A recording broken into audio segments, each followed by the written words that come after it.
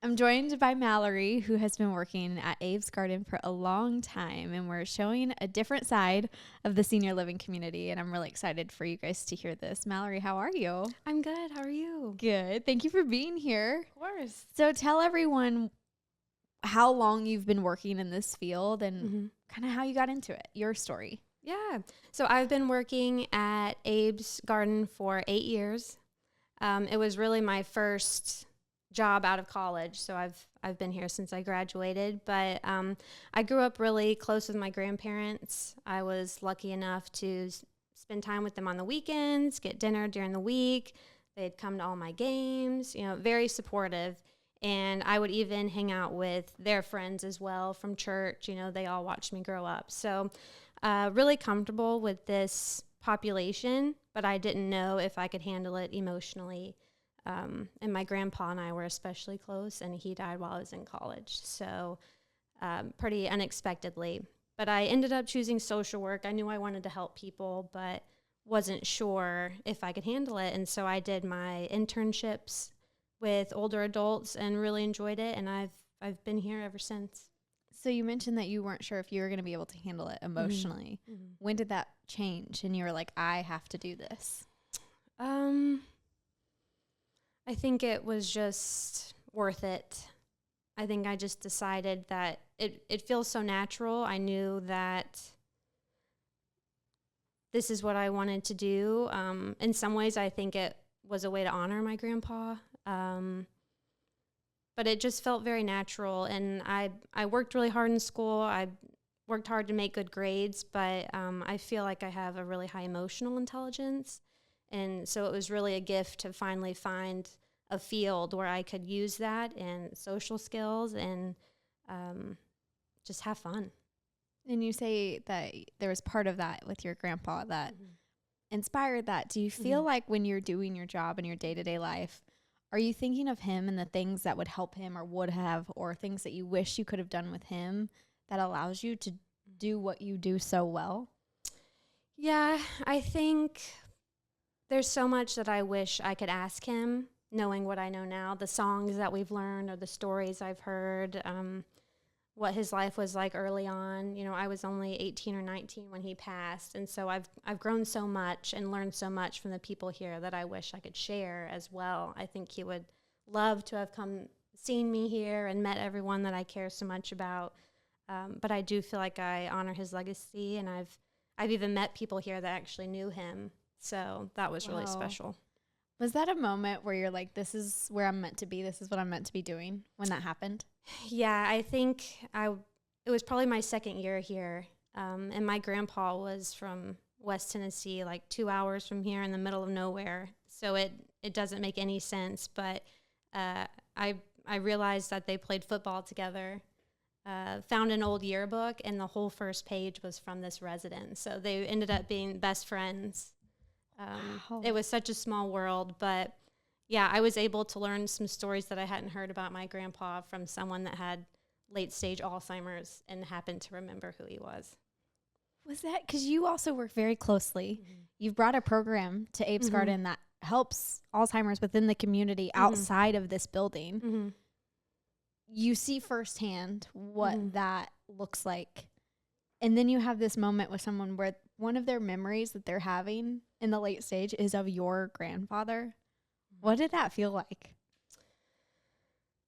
I don't know. In a way, it felt very surreal and in full circle. And my grandpa confided in me one time. We were just going to lunch. It was a quiet drive. He always took back roads. But he admitted that his biggest fear was getting Alzheimer's. And he passed pretty suddenly, but I think I'm grateful that I never had to see him suffer.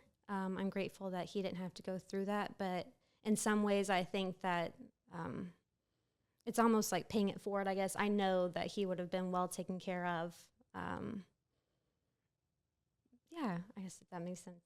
It does. And you speak of these kind of emotional moments. When you are in this job and you're here every day, you're in it and you're seeing all these residents, what are the really cool moments that you're so happy to be part of? And what are the really hard ones that maybe people don't think about?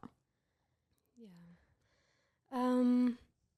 I would say some of the hardest moments or the hardest parts of this job, I would say, would be grief and then work-life balance. Sometimes, I mean, there's seasons of grief, right? There's seasons that are so much fun. There's seasons where you know that loss is coming.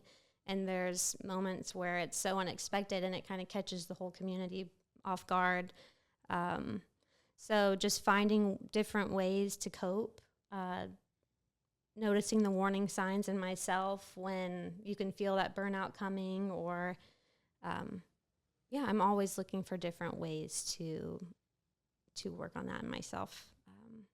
And then work-life balance, I'm sure everyone feels that, but I think because this job is so people-oriented, it can really take a toll. You know, I spend more time with the people here than my own family or my own friends, and so how do you not take that home, right? And it affects you. But I think being so relational is also the best part of the job, and it might take a toll on me, but I know that I'm good at it, and they would sense it if I pulled back. You know, if this was just a paycheck, I don't think I would be making nearly as much of a difference. Does it feel good when you are ending a day and you're just like, I feel like that really mattered? Mm-hmm. Is that a lot of days for you in doing this job? Yes, I would say that's definitely the best part, that I can get up every day and leave every day, and I don't have to wonder if I've made a difference or whether or not they're going to make a difference in my life. Mm-hmm. And you create these really close relationships with so many of them. Yeah. I feel like you get to have more relationships in your life than most people because of this job. Yeah. Does that ever like stick out to you as you're thinking about this job and the career that you've chosen? Yes. The relationship part is the best part. And what's funny is when they know just as much about my life. Like, I can catch myself being like, I don't know why I told you that. They know all your secrets. Yeah, how was your date? Or how was this? Or how are your parents? Or, you know, they keep up with my nieces and nephews. You know, they love to look at pictures. And it's a good reminder that no matter what they're going through or why they're here, that they have just as much to offer as they ever have. Mm. Do you use them as people to share advice, because they have so much knowledge, so much wisdom and things that they've been through? So when you're going through things, do you ever be like, hey, I need some thoughts on this? Does that also help them stay incorporated really into the life outside of these walls and what's happening here? Yeah, I think so. I primarily work with people with like younger onset or early stage Alzheimer's. And so that's a big thing that I try to educate people on is they still have just as much purpose and just as much to offer. I think the best parts are when you're running around trying to get everything done on your to-do list and they stop me and say, hey, are you okay? Like, what's going on? And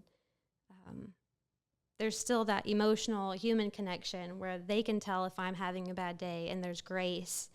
And it's not just a business, it's a family. My coworkers are the same way. And so it's kind of again, how would you not get attached when you're spending every day with these people? But it's the best part of the job. And when you're looking at this job and you were working here and you decided to create this program, which is so awesome of what you do, touch on the program a little bit before I ask you this question. What is the program that you started, and why was that such an important thing to start? Yeah, I'm the community programs manager here, and we have different day programs for different levels of people with dementia. But I run the social support groups, the early stage, younger onset. It's a couple days a week. My job is to keep them as independent for as long as possible. The things that people face in the early stages, you know, maybe giving up your keys, the earliest signs, you know, what did you notice? Maybe getting official diagnosis or having to sell your house. You know, some people don't have any family left. So being that community, that safe space. But I think helping people process as much as they can early on and plan ahead makes the rest of the journey a little easier.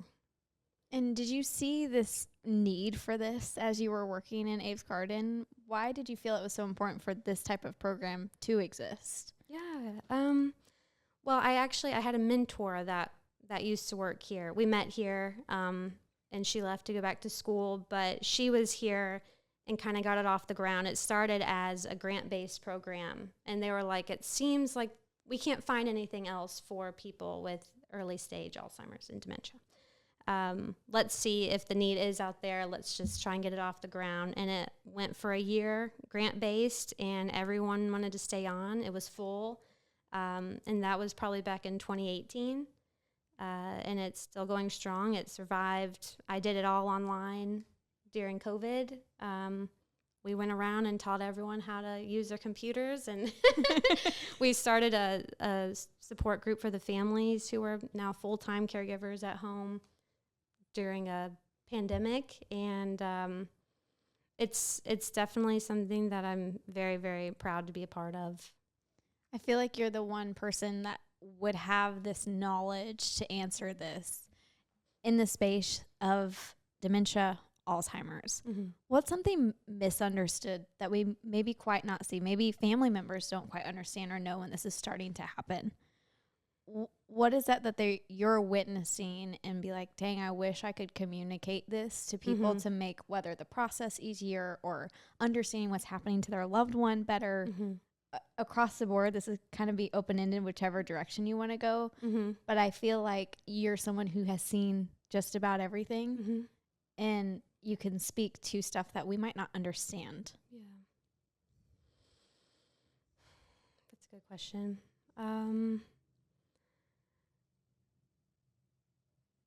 I would say, especially in early stages, just communicating with them directly. I think there's a lot of like hush-hush behind the scenes. You start to make plans without including them.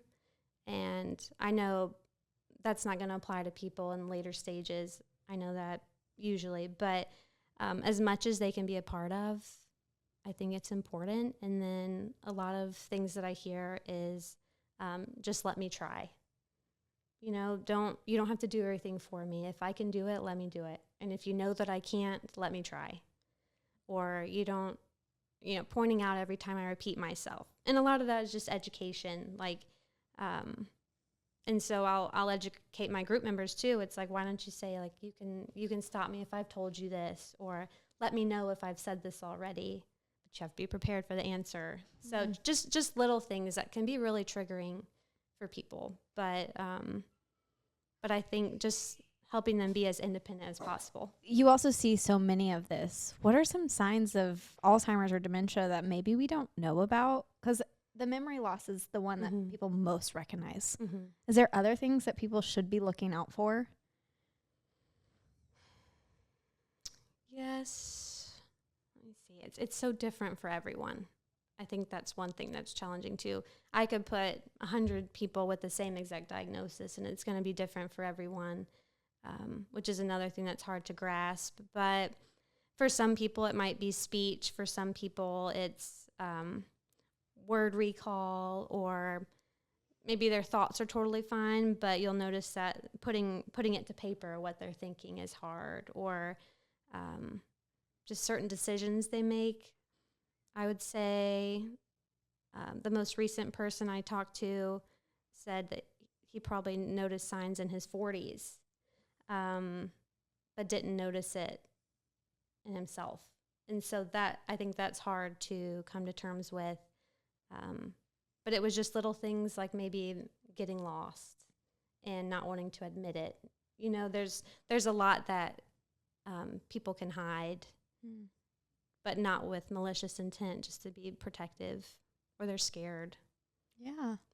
See, and this is why I wanted you to share that, because I think that's really important for family members to understand and just be paying attention a little bit as that process is happening. What's something you've learned from all your experience in doing this job and the work that you do and spending time with as many of the senior living community as you have? What's something you've learned from them? Honestly, probably to never stop learning. That that's probably something that we preach here, that, you can teach an old dog new tricks, and we love doing new things here. but they have so many stories and so many experiences and so much to offer. And I love words. And so I'm constantly writing down quotes and words of wisdom. That kind of sticks with me. It really resonates with me. And so I definitely think that's one thing I've learned. I get yelled at if I don't have plans on a weekend. You know, every single day I have a woman that asks me, "Why are you tired? Did you stay out all night?" And I'll say no. And she's like, "Well, why not? You should be." You know, so I get in trouble if I'm not out drinking or hanging out with friends. But it's just such a fun, they're just great influences in my life, and you can't really put a price on it. And if I could share something, I would really encourage our generation to get involved and pick a community or pick an older adult, a neighbor or something, and just form a connection, because I think isolation is really important to pay attention to, and none of us are meant to be alone. Community is very important. Yeah.